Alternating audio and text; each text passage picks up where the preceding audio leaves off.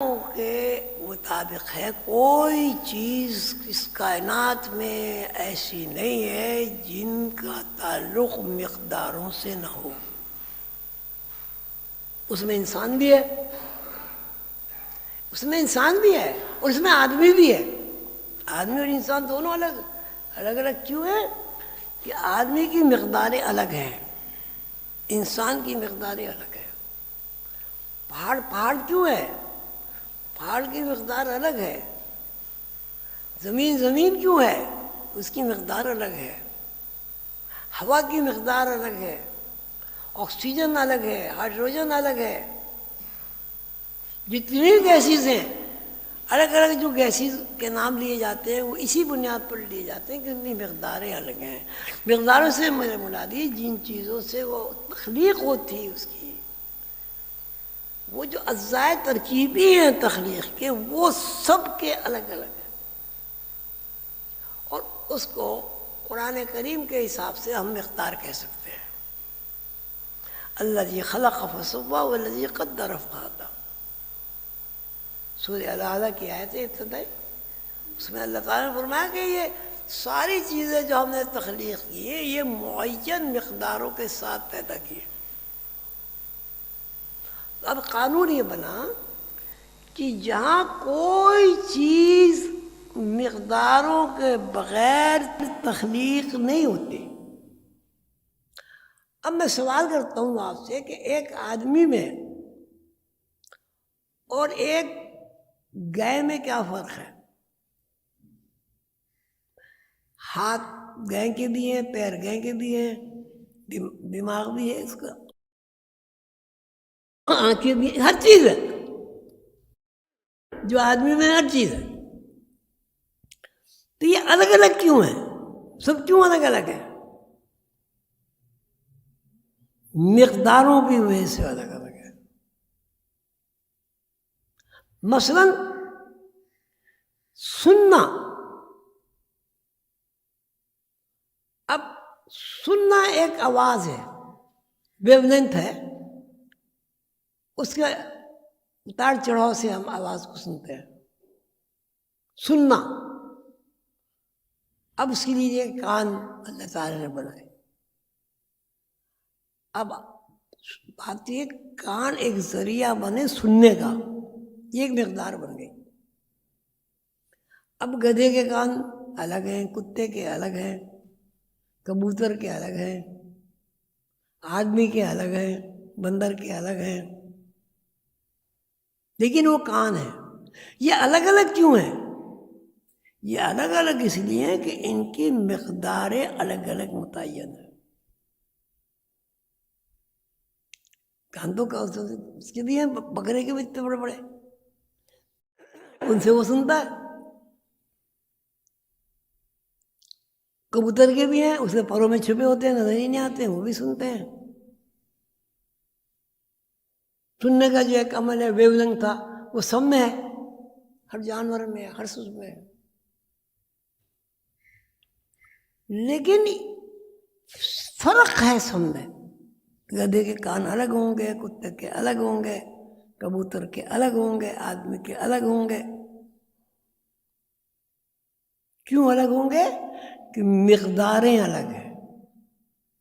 الذی خلق فسوی والذی قدر فہدی، مقداریں الگ الگ ہوں گی۔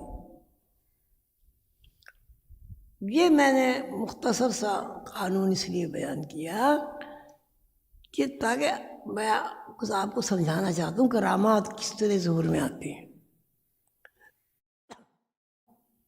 تو جب یہ طے ہو گیا کہ یہاں مقداروں کے علاوہ کچھ نہیں ہے، مقداروں کے رد و بدل سے آواز میں بھی تبدیلی ہو جاتی ہے،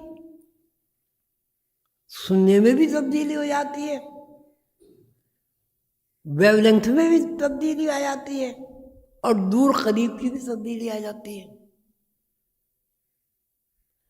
تو اب اس کا مطلب ہے اگر کوئی آدمی بہرا ہے، وہ سن نہیں رہا، کیوں نہیں سن رہا؟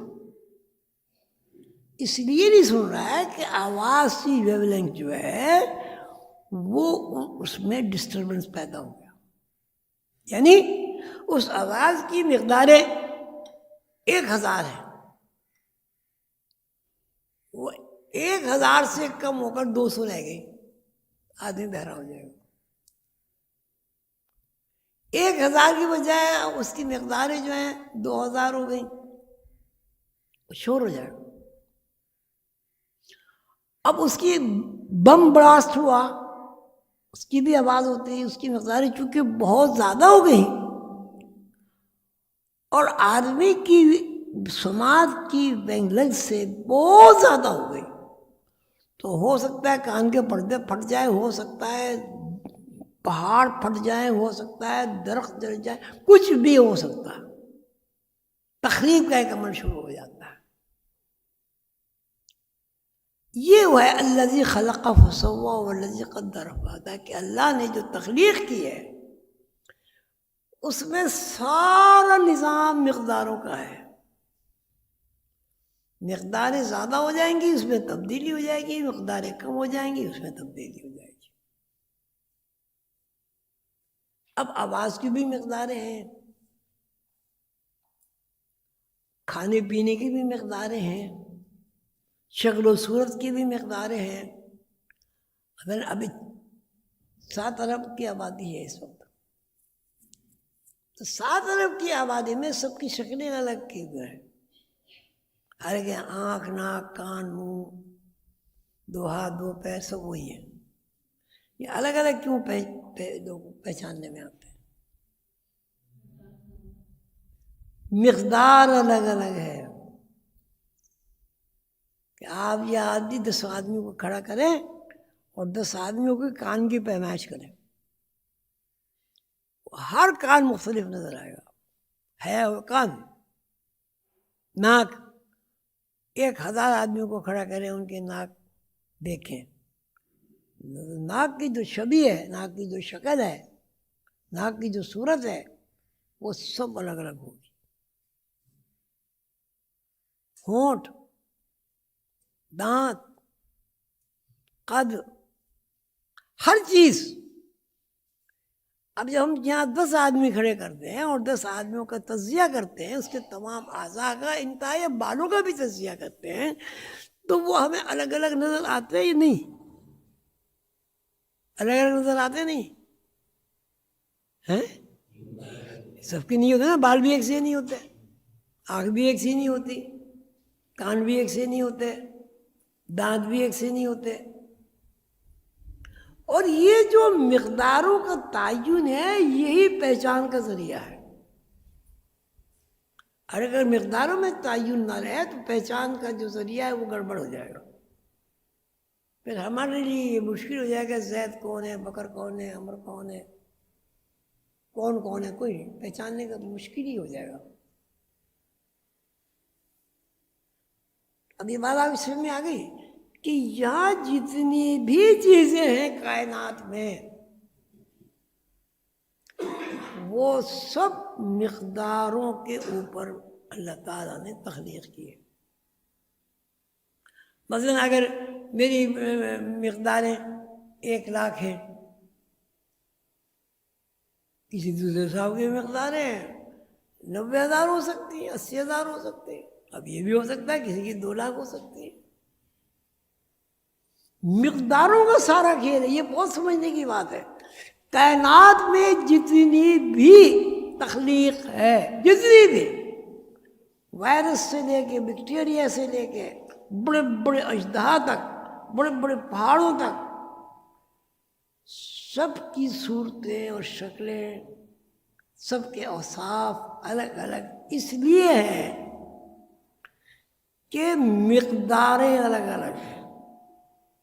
اب اس میں آپ لوگ ایک سوال کر سکتے ہیں کہ صاحب پانی کو تو سب پانی سمجھ کے پیتے ہیں،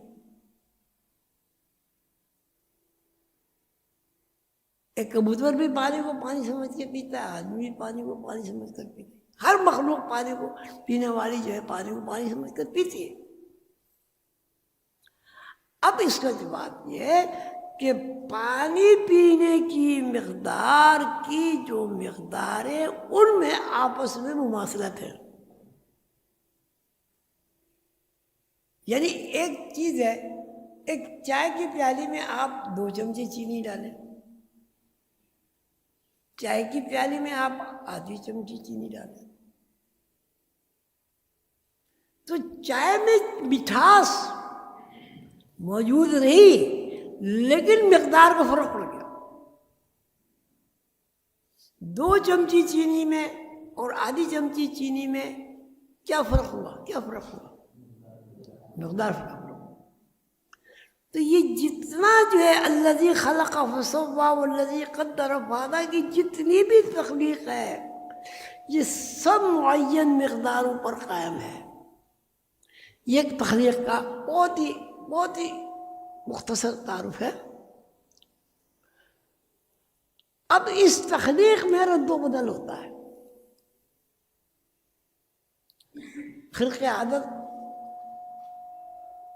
کا مطلب ہے ماہیت قلب، یعنی تخلیق میں تبدیلی رونما ہونا، تخلیق میں تبدیلی رونما ہونا، اس کو خلق عادت کہتے ہیں. یہ تبدیلی و بدل موسیٰ علیہ السلام کا عصا اب وہ اجدہا بن گیا، یہ تبدیلی ہوگی نا، کائے میں تبدیلی ہوئی، کائے میں تبدیلی ہوئی،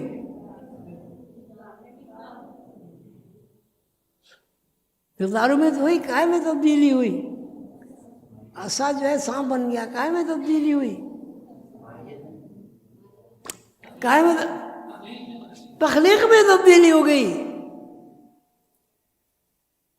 لیکن پھر غور طلب بات یہ ہے کہ تخلیق میں تبدیلی کا مطلب یہ نہیں ہوا کہ اس کے کوئی فارمولے میں تبدیلی آ گئی. فارمولہ وہی رہا، فارمولے کے اجزائے ترکیبی میں رد و بدل ہو گئی.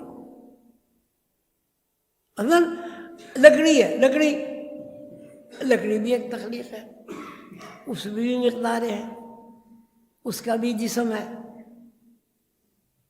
درخت بھی پانی پیتا ہے، درخت کو بھی غذا چاہیے جو مٹی سے مل رہی ہے اسے، درخت کو بھی غذا چاہیے جو پانی سے مل رہی ہے اسے، درخت کو بھی غذا چاہیے جو آکسیجن سے مل رہی ہے اسے، وغیرہ وغیرہ.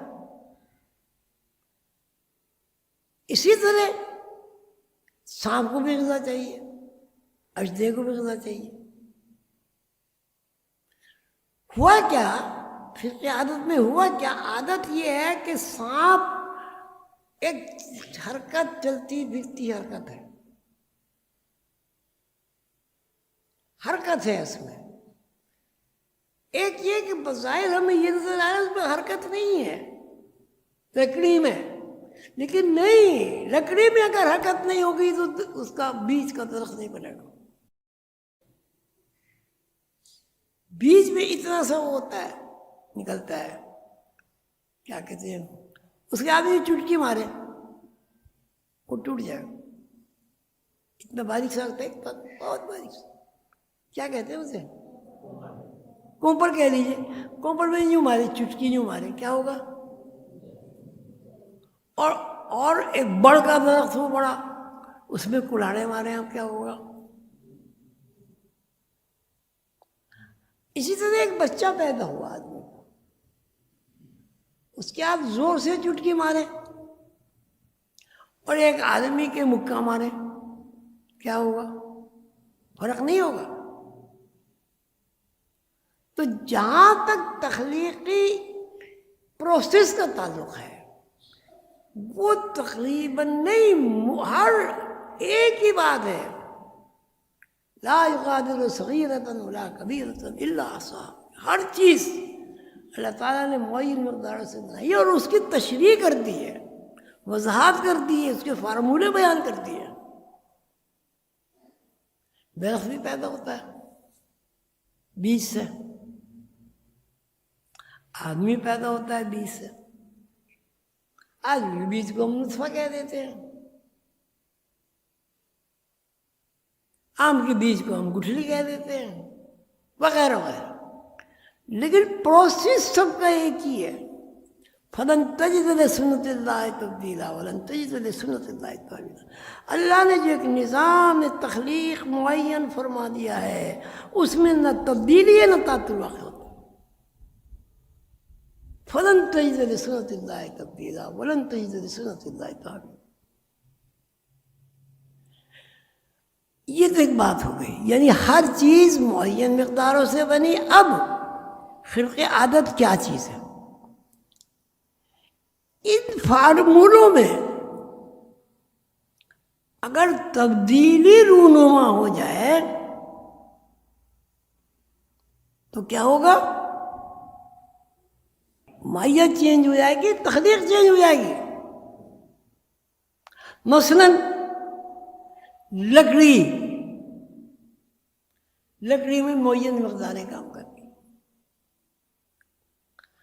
ان معین مقداروں کی وجہ سے لکڑی ہے. اجزاء میں بھی معین مقداریں کام کر رہی ہیں، اجزاء ان معین مقداروں کی وجہ سے اجزاء ہے. اگر وہ معین مقداریں اس کی نہ ہو تو وہ اجزاء نہیں ہوگا. اگر معین مقداریں لکڑی کی نہ ہو تو اس کو لکڑی ہم نہیں کہیں گے.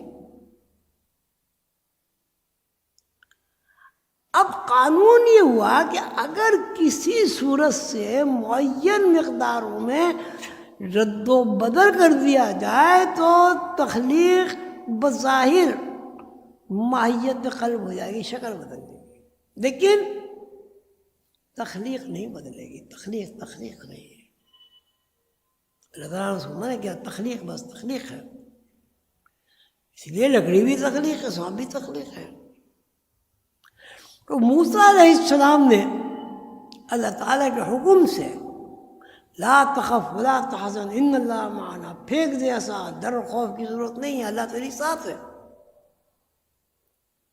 جب انہوں نے بسم اللہ الرحمن الرحیم کر کے اللہ اور اس قانون کے تحت جب انہوں نے اس عصا کو زمین پہ رکھا تو مائیت قلب ہوئی، یعنی لکڑی کے اوپر اژدہا کی لہروں کا غلبہ آ گیا.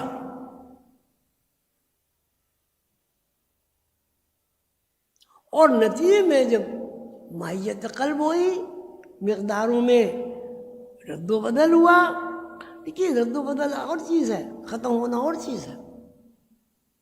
رد و بدل ہوا یعنی رد و بدل کیا مطلب؟ لکڑی کے اوپر اژدہا کی مقداریں غالب آ گئی. اور جب حضرت موسیٰ علیہ السلام نے بسم اللہ الرحمن الرحیم پڑھ کے اس اژدہا کو پکڑا، پھر کیا ہوا؟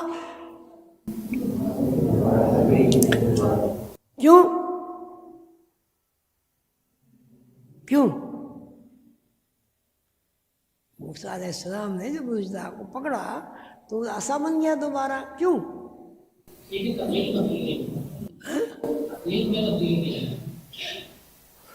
مقداریں بحال ہوئی، ٹھیک ہے، مقداریں بحال ہو گئی اس کی. تو یعنی کوئی اس میں ایسی بات نہیں ہوئی کہ وہ چیز ہو گئی ہو جو اللہ تعالیٰ کی منشا اور مرضی و قانون کے مطابق نہ ہو. بھئی آپ